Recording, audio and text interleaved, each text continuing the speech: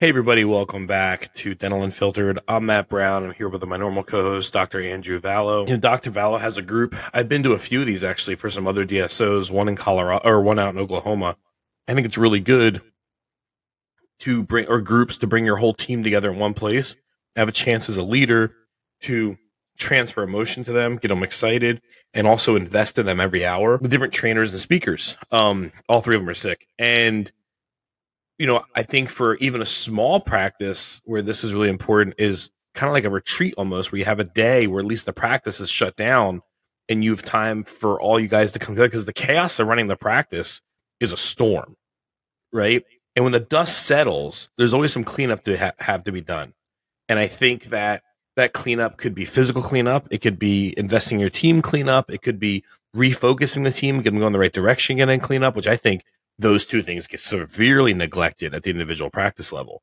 So, Doc, tomorrow is your summit. I've watched you prepare for this for a year. This is your second annual, I think. This is number 2, and it's tomorrow. And I can tell you're stressed out because it's so close.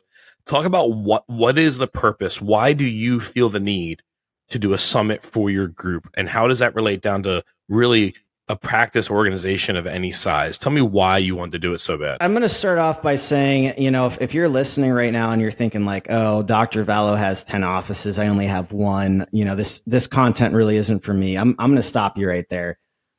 In hindsight, if I knew then what I know now, I would have done this summit from year one when we had one practice. I think the concept works whether you're one small startup practice or whether you're a large group. I think it's really, really important to have a full day where you're shut down. There's no patients. You do a lot of different, presentations and speaking and team engagement and team bonding. And then we end the day with a fun team activity. This year we're doing, bowling and pizza, and we'll get some beers and stuff like that. I think this is impactful no matter the size of your group. So I'm going to start there. When did I realize we needed it? So obviously last year was our first year doing it.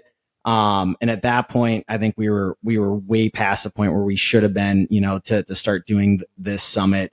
There's, especially when you're multi-location, there's team members that I had never met before. A lot of our teams didn't know one another. So I think it's just important from that perspective, kind of bringing everyone together as a company. And now we do more than just, so we do annual Christmas party that everyone's invited to from the whole organization. Last year, or this past spring, we did our first company picnic, which we'll do again next year, where we just rent out like a big park space and get everyone out there and do kind of like a cookout and, lawn games and stuff like that. And then we have the summit in the summer. So we've got 3 times a year where now I think we're about 85 employees now for our group. So not obviously not everyone makes it to every event. Now the summit is mandatory unless someone has a legitimate real reason why they cannot be there. So we try to, I will tell you, the sooner you plan these things, the better. Last year, we only planned the event like a month and a half or 2 months before. So that was a little challenging. This year we started planning, we picked this date back in January, I believe. So it was like 8 months ahead of time. And we told the team at that point, this is our summit. It's this Friday where most of the offices are normally open. The offices will be closed. The expectation is everyone will be there, that type of a thing. So I know there's a couple stragglers that can't make it for legitimate reasons, but for the most part, we're going to have very, very good attendance for this event. So, how do you go about formulating it? What things should you do? What things should you talk about? So, again, that's where it'll differ a little bit if you're a smaller, single practice versus, maybe a group of practices. I'm going to kind of talk about like what we're doing here now. And then obviously, you can customize it to what makes the most sense for your practice or your group. So for us, we've got an executive leadership team. We've got myself as CEO, my partner, Dr. Sasha, who's also a host on this podcast for the clinical section. He's our CDO, Chief Dental Officer. And he's going to do some talks on perio, that's especially as a periodontist. So he's going to, do a seminar on a little bit of calibration, why it's important, diagnosis, getting patients to understand the importance, all that stuff. He's going to do another lecture on, and this one I'm really excited about, but everyone has a story. So for any of you, if you have not watched the original Chick-fil-A video, Everyone Has a Story, go on YouTube today. It's only, I think 90 seconds, maybe. It's a pretty short video. But it's a very impactful, kind of inspirational video where it just shows everybody, inside this restaurant, and then the kind of subtitles tell what their, a quick sentence of what their story is, type of a thing. But it's about empathy. It's about realizing that our coworkers, our patients, everyone's dealing with crap. Everyone's got stuff going on that they keep buried that, isn't at the surface. And it's just about, treating everybody with grace, treating everyone with empathy, and just trying to put yourself in other people's shoes, even if you don't know exactly what's going on in their life, that type of a thing. So that's going to tie in customer service, hospitality, things like that as well. But it's going to start with that video. So a lot of our team members probably have not seen this video before. He'll start the presentation with it and go into that. We've got our CFO, which is my father. For those of you who don't know, he came from 30 years of banking. He's now our chief financial officer, runs all the numbers. And he's going to do a lecture on Kolbe tests. So I think we did an episode talking about testing earlier. But basically, the Kolbe test, if you don't know it, it talks about your work style. So you take this test and it goes into, there's different categories, fact finder, how much detail do you need to make a decision? That's basically what the fact finder score means. There's quick start. Once you have an idea, how quickly do you act on that? I'm very high in that category. I'm very low in fact finder. I just need the most important facts. And then once I have an idea, I want to act on it immediately. Then there's follow through. Once you start something, how likely are you to take it to completion? I'm a little lower in that. And that's why I'm good at delegating. And that's why I've got I'm more of the true visionary CEO. I come up with the big picture ideas. I want to move fast. I don't need a whole lot of details. I delegate things to my team well. But it really does tell you a lot about yourself. And then he's going to talk about the test itself, which my whole team has taken at this point. He's going to go over the results. He's not going to have names by all the results, but I already gave him permission. I said, hey, put mine up there. He's going to put his up there and kind of talk about them. And then he's going to show the offices with no names by each score and just kind of do a quick walkthrough of hey, so this is why it can be challenging sometimes to work with people that are wired differently than you. And then he's going to talk about how do we work with people effectively that have different work styles than we do. So I think that's going to be a very, very good seminar, a good thing for our teams to kind of hear and understand. We've got our COO, which is Manny, and we've got our regional manager, which is Tisha. They're going to do a joint presentation on effective supply ordering, basically going through the process. Super important. You need a strategy for that. Yes, that is something that we've been missing the ball on in my group. So they're going to do a kind of a detailed presentation on that. How to order effectively, make sure you don't over order, make sure you don't run out of supplies, make sure you're getting the best price for supplies, all that good stuff using the formulary. Manny is going to do a presentation on conflict resolution. So, how do we resolve conflicts both between team members and between, with patients?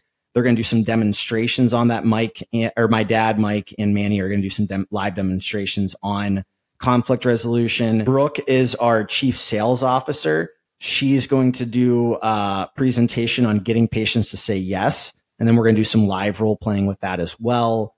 I'm going to do the introduction. Basically, we're going to do the state of Starlight, hey, what's our state of the union update? What did we accomplish this last year? Where are we heading? What pivots are we making? I'm going to talk a little bit during that speech about AI in dentistry, which, spoiler, if it's not already out, we're going to do a podcast episode about that. I actually created some AI videos to use in my presentations for the summit. So I'm excited to show the team some of these videos that I made.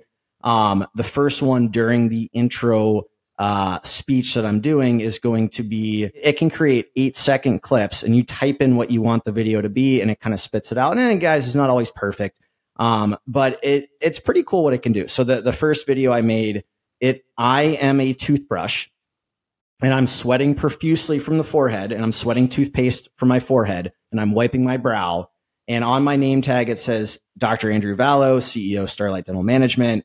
And kind of in the background, the peripheral, you can see the audience, which is a bunch of tubes of toothpaste, and they're all sitting there excited. There's a banner in the background that says, 2025 Starlight Dental Management Summit or whatever. And in the video, the toothbrush is saying, hey, everyone, welcome to the 2025 Starlight Dental Summit. It took a few minutes for me to kind of type this out, make the video. I tried it twice. The first one, I didn't really like how it turned out. The second one, I was like, this is fine. It's good enough.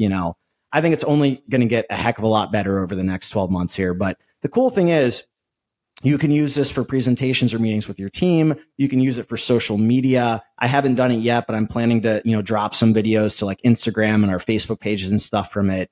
I'm going to talk about some other advancements in AI I've heard about. So that's going to be kind of cool. I'm going to thank our sponsors. And I'll get into that a little bit more later, but we have vendors that have helped sponsor and help subsidize some of the costs of this event. I'm going to talk about our No Hungry Pets program, which some of our newer team members don't even know about. And we've done an episode about that, which if it's not out yet as well, that's our charity program. And then at the end, I'm going to talk about all the prizes that we're raffling. So we bought about a couple $1,000s worth of prizes, and team members get raffle tickets for participating throughout. So there's going to be different times we're asking questions, asking for volunteers to do demonstrations. Every time someone participates, they get a raffle ticket. And I'm just going to quickly run through kind of some of the prizes there that we're raffling off that day. My second presentation is going to be about keeping the schedule full. So it's basically our confirmation policies, verbiage to use when patients try to cancel, trying to put up barriers to patients canceling. I made some more AI videos to kind of demonstrate some of this stuff here, like how to do it well, how to do it not well. I put animals in it because it's always funny to have animals in videos. It also talks about deposits and our deposit policy. And it talks about hygiene reappointment and how we get our hygiene reappointment above the 90% threshold where we want to be. So that's kind of my second lecture. My third lecture is co-diagnosis and same-day treatment. So the first kind of half of the lecture, I go through what that means, how to do it effectively, all that good stuff. And then the second half, we're doing a live treatment planning where I put together, and I've done this with doctors before, but I haven't done it with the whole team. I have x-rays and IO pictures and iTero scan, and slide by slide, we're going to go through. I'll probably leave each slide up for, 15, 20 seconds and just say, write down anything you see. And then at the end, we're going to go over what was actually treatment plan from that case. And then we're going to go over what could or should have been treatment plan from that case. And so we're going to do like a little bit of calibration to try to get all of our team members on the same page so that they can appropriately co-diagnose with our doctors. We have an award ceremony where we're giving out awards based on our core values to different team members. They get medals with their names engraved. They also get like prize baskets and stuff for winning that. We're going to do our raffle where we raffle off the big prizes from the events.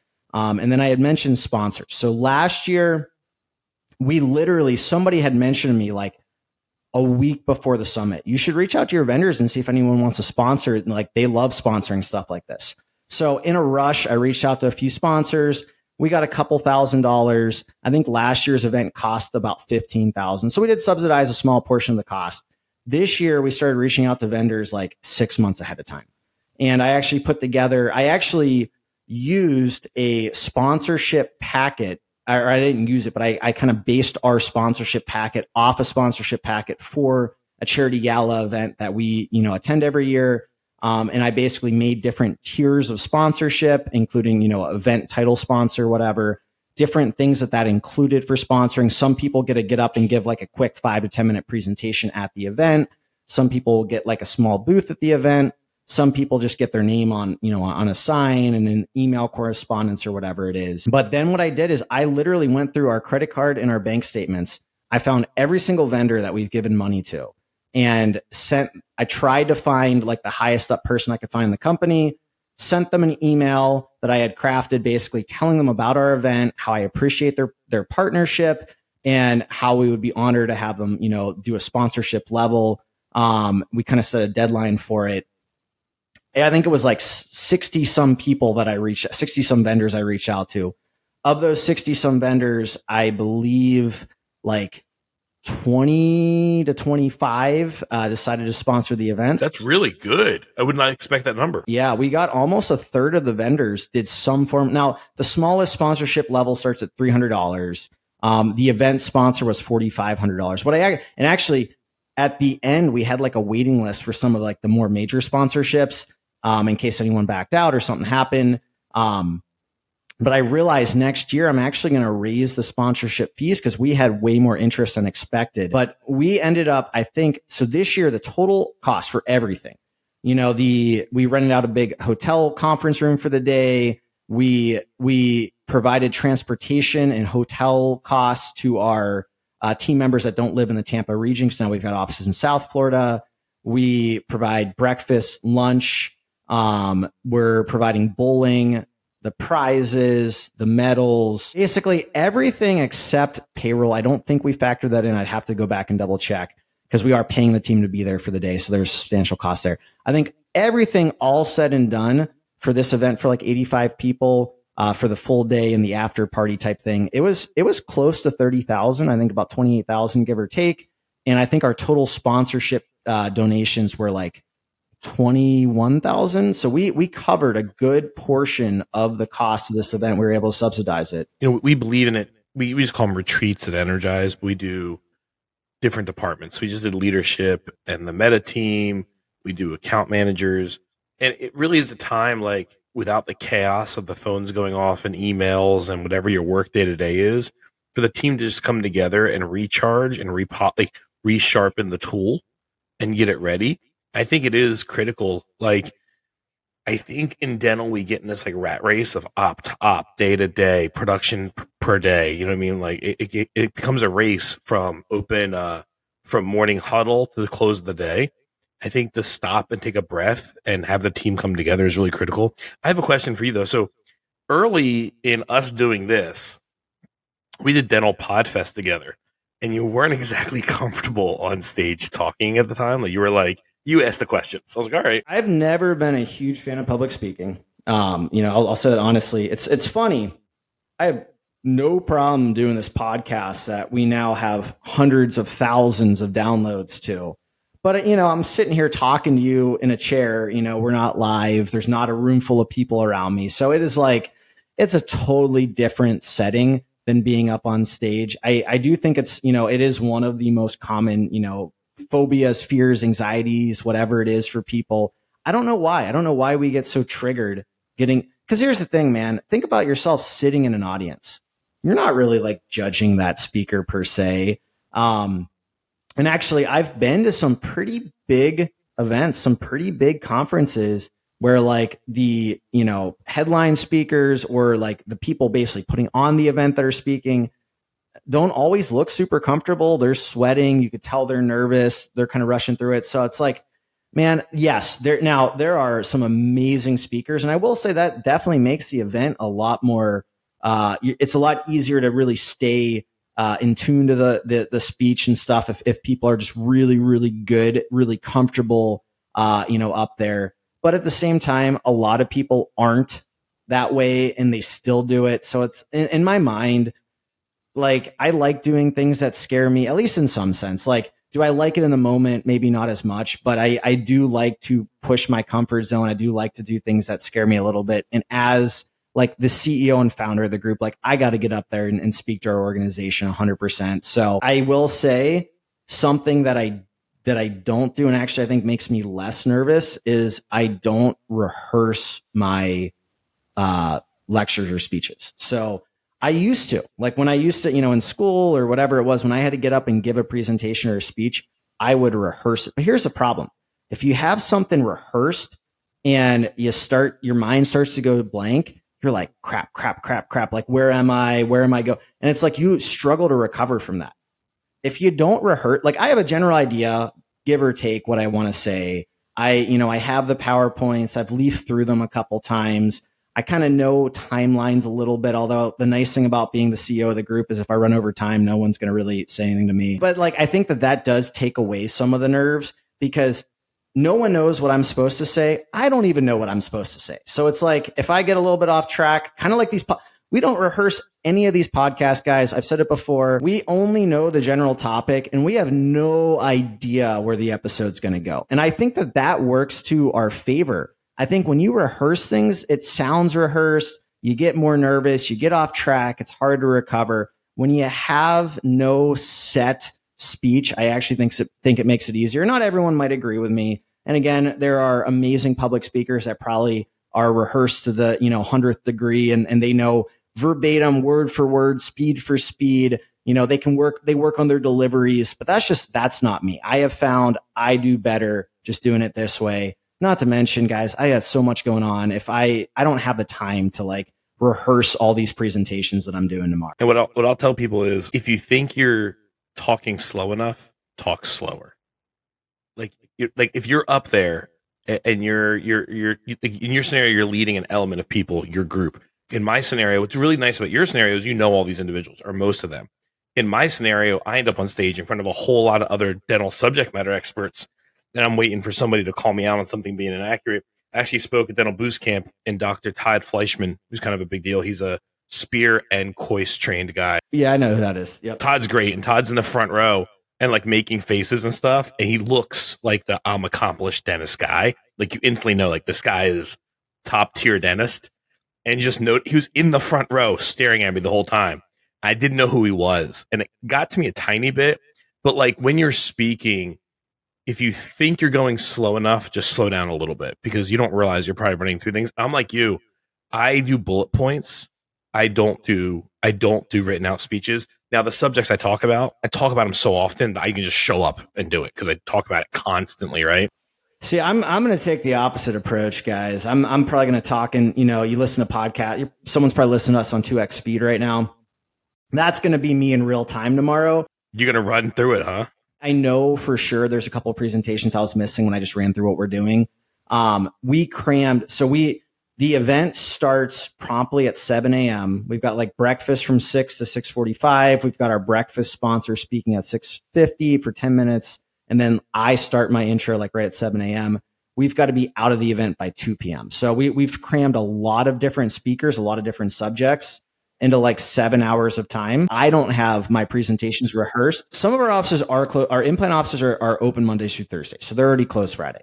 All of our general practices, 6 of them, are open on Fridays. We closed all of those practices for that day. And actually the people in South Florida, so today's Thursday, the day before the event, they all have a half day today. So they're just seeing patients in the morning. I wanted to give them time to like shut down the office, get on the road, get in at a reasonable time so they don't feel like they're getting in super late tonight, whatever. So we did. We closed down 6 offices for one day, and then we closed down another 4 offices for a half day. So in addition to the payroll, so lost revenue there, payroll for the team, expensive. Now, again, we did get a lot of the event costs subsidized, which is really cool. Now, in the event costs this year, I do believe I included the cost of our t-shirts. So I made custom t-shirts for our entire group. So we've got different brand. So our group is Starlight Dental. And then we've got Dental Boutique, which is our like cosmetic offices. We've got Best Value Dentures and Implants, which is our implant only offices. And then we've got a one-off, which is the one office we acquired that actually had a, not huge, but a patient base. We kept the name Pine Ridge Dental. So rather than just put Starlight Dental on the front or put all the different logos on the front, I used AI to design a logo for the state of Florida, because all of our offices are in Florida. So it says like Sunshine State, and it's got some palm trees and sun and kind of some cool colors and stuff. And then under that kind of logo right in the front of the shirt, it says in parentheses, see back of shirt.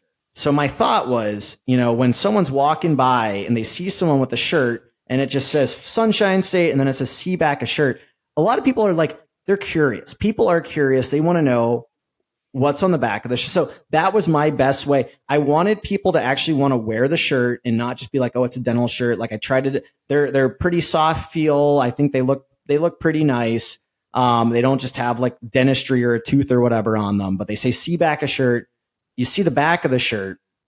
And then at the top, it does have our group name, which is Starlight Dental. And then it's got a QR code, a giant QR code in the center of the t-shirt on the back.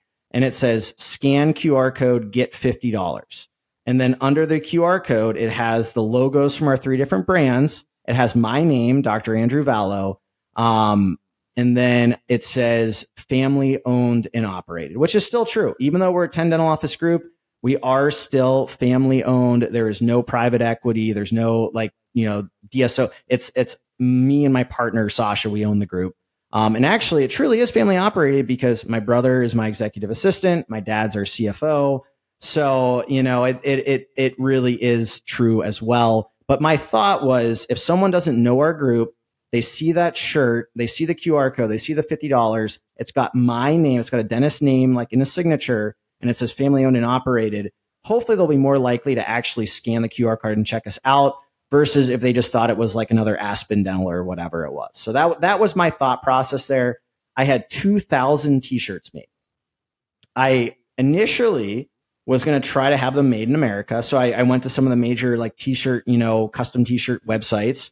And I figured if I'm making 2,000, they'll give me some kind of volume discount. Not really. So my quotes, I did 3 different sites. My quotes were between $18 and $22 a shirt. We are looking at roughly $45,000 for those 2,000 t-shirts. And I was like, yeah, I don't really want to do that. So my buddy, he had his dental practice t-shirts made from Alibaba in China. And he actually sent me one of his t-shirts. And I was like, oh, wow, these are actually, they're not like that stiff, uncomfortable, like cheap t-shirt that you'd think. Like they felt like Tri-Blend or something similar, pretty soft shirt. I thought they looked pretty good. And he said he paid about $5 a custom shirt. And he had only ordered, I don't know, a few hundred of them or whatever. So I went to that same manufacturer he used for Alibaba, and I sent them mock-ups of what I wanted the shirts to look like. And I told them that this person had referred me. And I said, I want 2,000 t-shirts. What price can you do? And originally they said $350 a shirt. And I said, can you do it for $3 a shirt? And they said, yes. So after shipping from China, customs, whatever the other fees were, our total cost for the 2,000 t-shirts was around $8,000. It's about $4 per shirt, give or take. And they look great. They feel great. Would they be better quality if I had went with those American t-shirt designers? Maybe, but like the amount would be negligible and not worth the extra $30,000.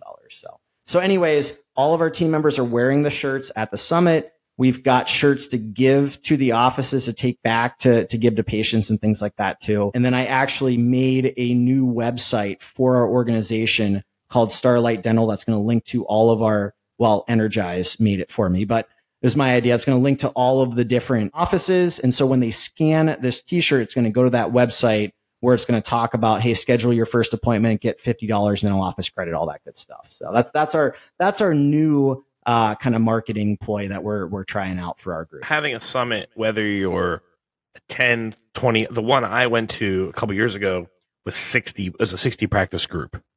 And they had a big room, and the chairman of the board got on the stage, and he was acting goofy, and it was awesome. I think they had a mechanical bull even. It was really like, it was their chance to invest in people. And I really think if you're a 1 practice group, a 3 practice group, a 10 practice group, I think it's a bad thing to say like, well, we'll do that when we're at that size. I think make it a cultural habit now. And as it grows, people are going to be like, yeah, this has been awesome. And honestly, I think if you have those, I think employee retention will be higher because it's an event they'll look forward to every year.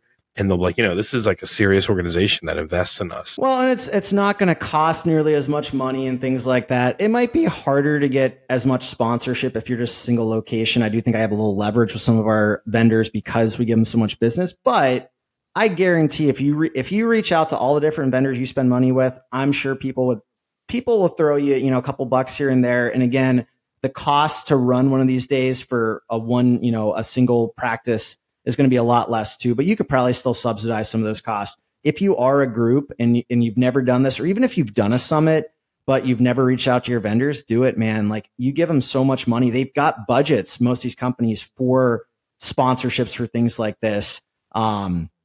So there's a good chance you'll get some of them to kind of help cover some of those costs for the event and make you feel a little bit better. But to Matt's point, at the end of the day, it is worth investing in your team. I always think about the quote, where someone says like, for everyone worried about what if I invest and they leave, you should be thinking, what if I don't invest and they stay? And I think that's so true.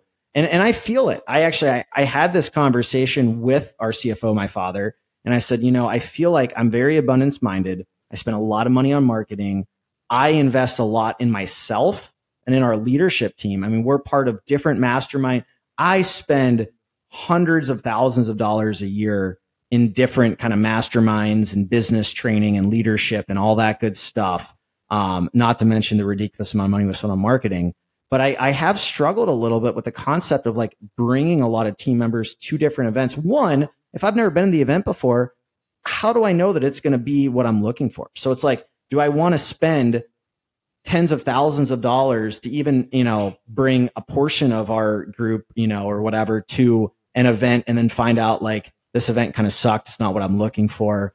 I don't want to do that. So I almost feel like I have to go check out an event first, make sure it is what I'm looking for my team, and then bring my team back there. And I'm not saying that I wouldn't do that, because I've definitely thought about it for a few different events, but I think it's even more impactful if you can put on your own event for your entire team versus, bringing them to another one. So, or maybe do both. But like Matt said, I know, guys, we got to wrap this up. We're kind of getting time limit here. So as always, if you have some more specific questions about, doing a summit, feel free to send me an email. It's docvallodds@gmail.com. Guys, please give me grace, because it does often take me a while to respond. And please try to ask me some specific questions. Don't just say, hey, can you give me a call? I want to pick your brain. Because unfortunately, guys, I don't have time to carve out all this time for phone calls. But if you send me specific questions about doing a summit, I will answer them in the time manner that I'm able to. And if you want to see some like pictures from Summit, if you want to see some of these AI videos I made, follow my Instagram. It's at dr.andrewvallow at Dr. Andrew Vallow. And I'll post some different pictures and videos and things like that to the Instagram as well. As always, thank you for listening. If you're enjoying the content, please do us a huge favor. Leave us a quick review on Spotify or Apple Podcasts. Tell your friends, other dentists about our podcast if you think it could help them out. You guys have helped us grow this thing immensely over the last 2 years, and it's why we do it. We really do appreciate the feedback from you guys. So thanks, guys. Thanks for listening. Have a great day, and we'll talk to you again soon.